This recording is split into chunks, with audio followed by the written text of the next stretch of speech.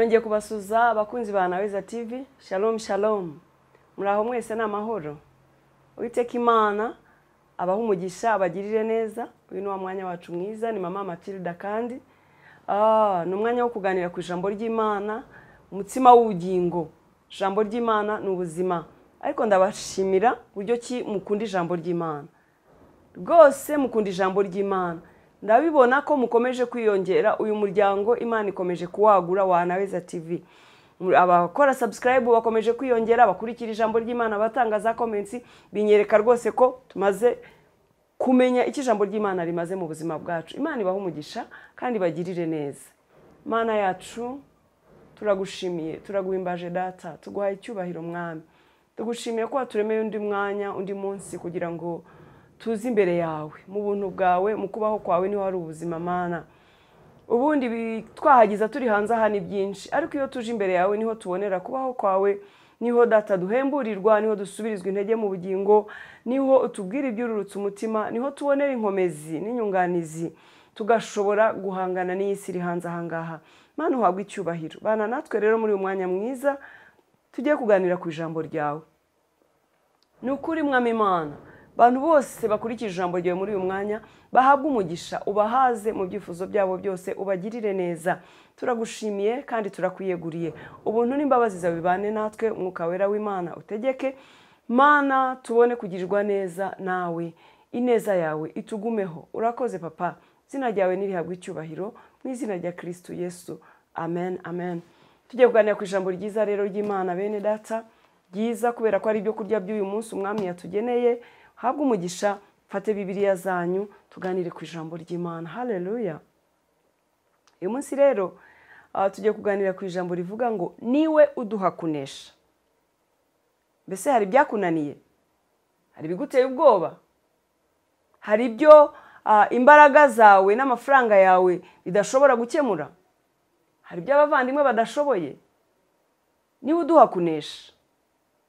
Hari intambara ziguhagurukiye mu kazi, mu rugo, mu bana bawe, mu muryango wawe. Hari ibyo udashoboye? Hari ibiguteye ubwoba biguhahamuye bituma urara udasinziriye? Niwe uduha kunesha. Uwiteka niwe uduha kunesha. Niwe mbaraga zacu, niwe mahoro yacu, niwe byiringiro byacu, niwe ugira uko abigenza ibyo twe tudashoboye. Niwe uduha kunesha, niwe mbaraga zacu. Reka tumwizere bene data. Uyu mwami arashoboye, uyu mwami ni igitangaza, yuzuye imbaraga, yuzuye gukomera. Niwe uduha kunesha. Niwe uzagushoboza kunesha izo ntambara. Niwe uzagukura muri ibyo bintu. Niwe uzagushyigikira. Umva, niwe uzaritagura iyo misozi. Biriya bikubujije amahoro mu kazi, bariya bateraniye kukurwanya, kukurimbura, bariya biremeye inteko kukuburizamo imigambi yawe ngo inanirwe, bariya bakurwanya se mu bucuruzi bwawe, abarwanya urugo rwawe bashaka ko rusenyuka. Niwe uduha kunesha, kuko niwe ntwari ku rugamba, niwe utananirwa, niwe soko y'imbaraga. Humura mwene data, Uwiteka wizeye ni umunyamaboko kandi ni umunyembaraga. Haleluya. Niwe uduha kunesha rero. Reka dusome ijambo ry'Imana hano mu gitabo cy'Abafilipi, turebe buryo ki ari uduha kunesha. Tujyane mu gitabo cy'Abafilipi ibice 4. Haleluya. Abafilipi Abafilipi 4 dore ku murongo waho. Reka duhere ku murongo waho wa 12. Abafilipi ibice 4 guhera ku murongo wa 12. Ngo nzi gucishwa bugufi, nzi no kugira ibisaga, naho n'abandi hose nuko n'abandi kose, naho n'abandi hose nuko n'abandi kose. Nigishijwe uburyo bwo kwihanganira byose, ari uguhaga, ari ugusonza, ari ukugira ibisaga cyangwa gukena. Shobozwa byose na Kristo umpa imbaraga. Uyu ni Paulo wabivugaga. Aravuga ati ba Kristo bene data, ngewe Paulo nigishijwe gucishwa bugufi, ndabishoboye. Naho haza ibibazo, naho haza intambara, naho haza abandwanya, abandwanya mu mirimo w'Imana, abandwanya mu buzima bwanjye, naho bahaguruka amahanga yose akiremera inteko kundwanya no kundimbura. Umva, Imana iri muri njyewe irashoboye. Aravuga ati nigishijwe gucishwa bugufi, ubuzima bwose naba ndimo. Ngewe Pawulo naba nkennye, naba nkize, naba ndwaye, naba ndi muzima, naba nariye, naba nshonje, haba hari abahagurukiye kumburanya no kunaniza, shobozwa byose na Kristo umpa imbaraga. Haleluya. Nanjye natangiye nkubwira ngo niwe uduha kunesha muri izo ntambara. Wikwirwanirira, wikwishakira igisubizo, wikwiruka ushaka abagufasha. Hari ibyo abantu badashobora, nshuti yanjye, wishakisha mu bwenge bwawe.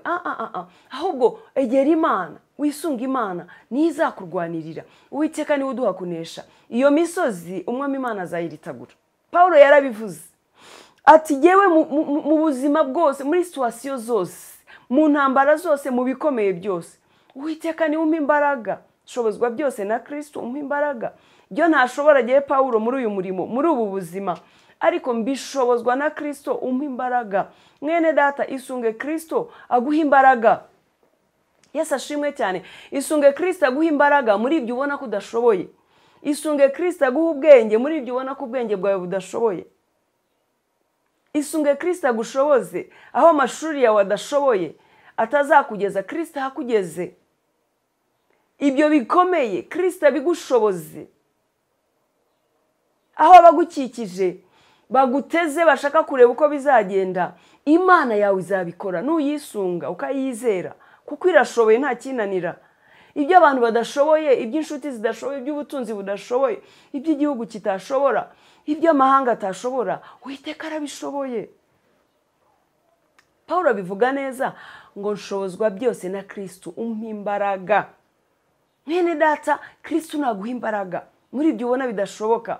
Kristo nagushyirira inzira aho ubona nta nzira. Kristo nakurwanirire kuri urwo rugamba, kuko igihe cyose waratsinda, ntabwo ajya atsindwa, nta wamutsinda. Niwe mbaraga zacu, niwe kunesha kwacu guturukaho. Haleluya. Abivuze neza Pawulo rero, aravuga ati yego mura n'ibikomeye biruhije.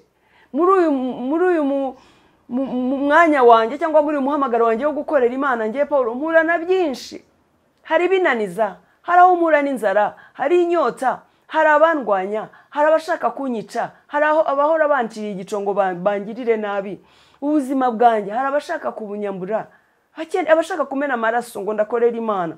Umva ni benshi, ibibazo ni byinshi, ubukene ni bwinshi, ntambara ni nyinshi, ariko reka mbabwire bene data, ati nshobozwa byose na Kristo umpa imbaraga.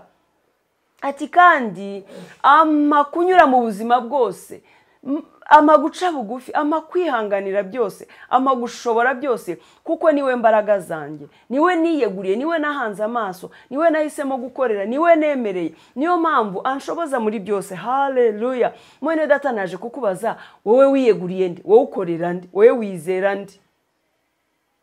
Muri isi harimo ubwami butandukanye. Wowe mbese ninde wizera? Ninde uhungiraho? Ninde ugukemurira ibibazo? Ninde wikoreza ibyawe? Kuko yaravuze Kristo ngo ninjye uruhura abarushye n'abaremerewe, munsange ndabaruhura. Iyo urushye, iyo uhuye n'ibikugora, n'ibiguhinyuza, n'ibiguca intege, wisunga nde? Usanga nde? Ujya kwa tantine kumubwira ibibazo? Ujya kwa mukuru wawe? Ninde wisunga? Ninde wikomerezaho? Izere Kristo, ujye umuhungiraho, kuko niwe wemeye kwikorera ibyacu. Ati muze mwese abarushye n'abaremerewe, ijambo ry'Imana ritubwira muri Matayo, munsange ndabaruhura. Ijambo ry'Imana rikongera kutubwira muri Petero ngo muyikoreze amaganya yanyu yose, kuko hita kuri mwe. Fata ayo maganya, fata ibyo bikuruhije, izo ndwara, ubwo bukene, ubwo bushomeri, uko kwangwa, uko kurwanwa, byose bihe Uwiteka, arabishoboye. Kristo yarakwitangiye, niyo mpamvu avuga ati muze munsange mbaruhure. Rero Pawulo yarahishuriwe ati uyu mwami nkorera niwe ufite imbaraga ku bintu byose, niwe uri hejuru ya byose, niwe utananirwa. Ati niwe unshoboza, niwe umpa imbaraga, niwe umpa kunesha, niwe unshyigikira, niwe uyobora intambwe zanjye, niwe uyobora ibitekerezo byanjye, kubera ko ntasinzira, ntahunikira, ntanananirwa, nta kimunanira. Haleluya.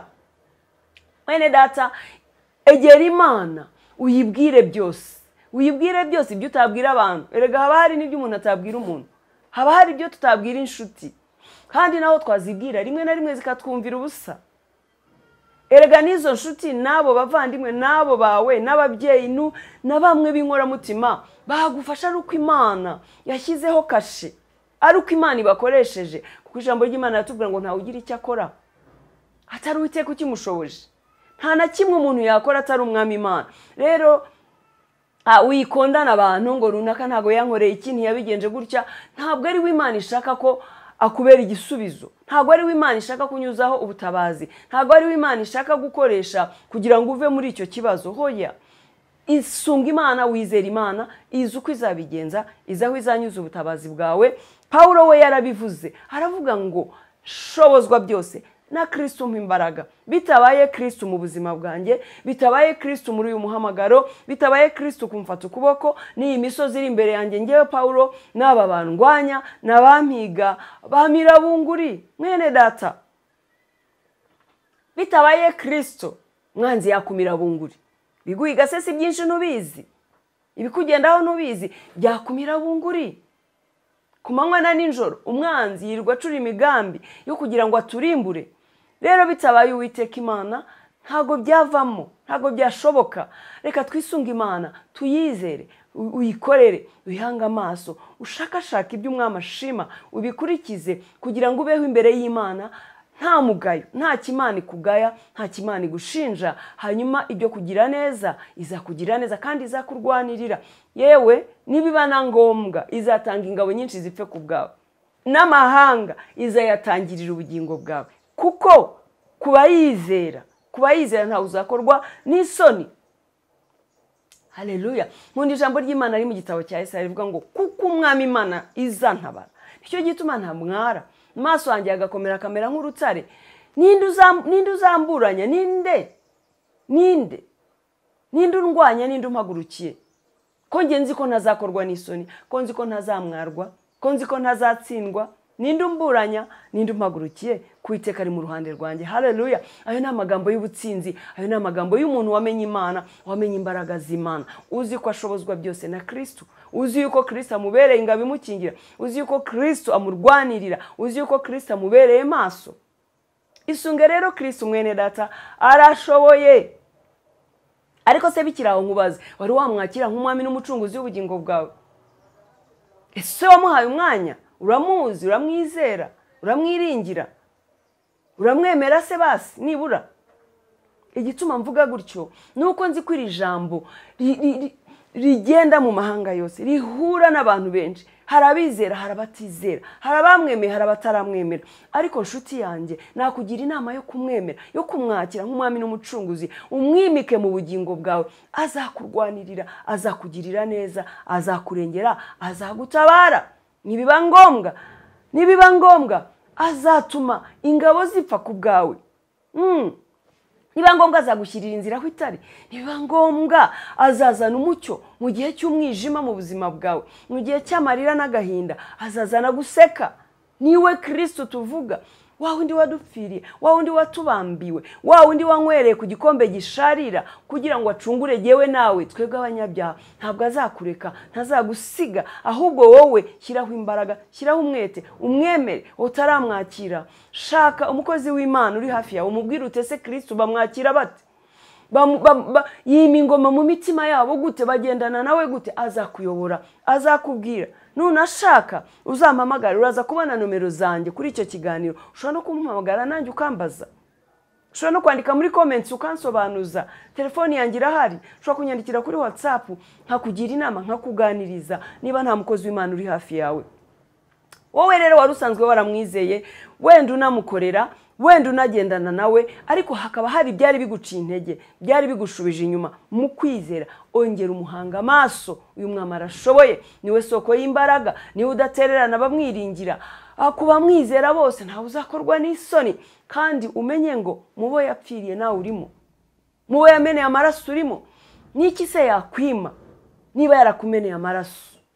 Uwo ni umwami mwiza, agira neza, ntawe umwiringira ngo akorwe n'isoni. Muhanga amaso, ahubwo ongera imbaraga zo kumushaka. kuko akunda abamukunda ariko abamushakana umwete bazamubona. Ndagukangurira rero mwene data kumushakana umwete no kongera gukomerera muri we no kongera kumwizera. Soma ijambo ry'Imana ribe muri wowe, rigwiza imbaraga muri wowe. Gira ibihe byo gusenga, gira ibihe byo gushaka Imana, gira ibihe byo guturiza imbere y'Imana. Sengana n'abantu nibyo, ariko gira igihe cyawe cyo kubana n'Imana cy'umwihariko. Gira igihe cyawe cyo gusoma ijambo, gira igihe cyawe cyo gukurikira inyigisho z'abakozi b'Imana batandukanye, gira igihe cyo kujya no mu rusengero uterane n'abandi, wisunga abandi, musenge, muririmbire Imana, wegere Imana, shyiraho umwete, nayo izakugirira neza. Irahari ku bwawe, iragukunda, ikwitayeho. Ni ikimenyimenyi yaguciye nk'uca imanzi mu biganza byayo. Ubuzima bwawe buri imbere yayo. Umeze neza irabireba, utameze neza irabireba, kandi irabishoboye, ariko irashaka ko nawe utera intambwe zo kwihanga amaso. Haleluya. Umwami Imana irabaha umugisha abakunzi ba Naweza. Reka dushake Imana tuzayibona, kuko ntawayikoreye uzikorera amaboko, kandi kuko azadutabara. Icyo gituma tutamwara, nuwo kwizerwa, nuwo kwiringirwa. Ntabwo tuzakorwa n'isoni kuko atubereye maso. Haleluya. Turagushimiye Nyiringabo Imana yacu, Imana nziza, Imana ikomeye, Imana y'imbaraga, Imana itananirwa, ntwari ku rugamba, wowe soko y'imbaraga zacu, wowe dukuraho kunesha, wowe dukuraho Mwami Imana ibyiringiro, wowe uduhoza amarira, wowe udasinzira udahunikira. Urakoze, turagushimiye Mwami wacu Yesu, ni wowe uduha imbaraga. Turagushima, bera imbaraga abo bose bari bananiwe, ubahe kunesha abo bose bumvaga baneshejwe n'umugome. Ubakomereze mu buntu bwawe, ubafate ukuboko uringaniza ahataringaniye, kandi umucyo wawe ubamurikire abagendaga mu mwijima. Bari barwaye ubakize Mwami, reka iri jambo risohoza umugambi mwiza mu buzima bw'abana bawe. Mwami Imana, girira neza abo bose bari bari kure y'ubwiza bwawe. Imbaraga zawe zongere kubashyigikira. Subiza intege mu bugingo bwabo, ahari bacitse intege, bari bafite amaboko atentebutse, mavasukuma. Abo bose bakubone, bamenye neza ko ari wowe imbaraga zabo, ari wowe bahakunesha. Ni ukuri nzumva ubuhamya buturutse muri rino jambo. Iri jambo rije kubw'umugambi wawe. Urakoze Papa, izina ryawe nirishimwe, icyubahiro ni cyawe. Urakoze ko ugiriye neza ubwoko bwawe, urakoze kutabaye abo bose bagutabazaga n'abari kure. Urakoze ko bakomeje, kuko niwe nkomezi zacu. Icyubahiro ni cyawe Mwami Imana, mu izina rya Kristo Yesu, amen.